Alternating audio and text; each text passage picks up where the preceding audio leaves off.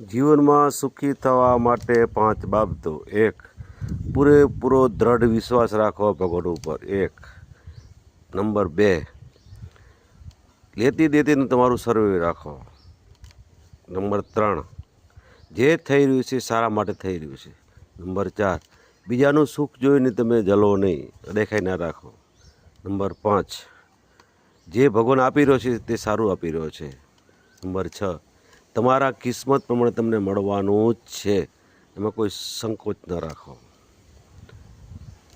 આજના કળિયુગમાં તમારી બુદ્ધિ સ્થિર રાખો.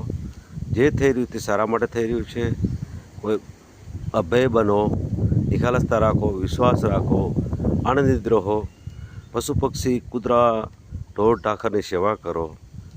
જે થઈ રહ્યું સારા માટે થઈ રહ્યું. જે તમને ભગવાને લખ્યું તમારા કિસ્મતમાં એ આપવાનું જ છે. જે નથી એ ક્યારેય મળવાનું નથી. તો હંમેશા કર્મ સારા કરો. કર્મ સારા કરો એટલે તમારું જીવન સારું થવાનું જ છે, એમાં કોઈ મીનમેક નથી. અસ્તુ.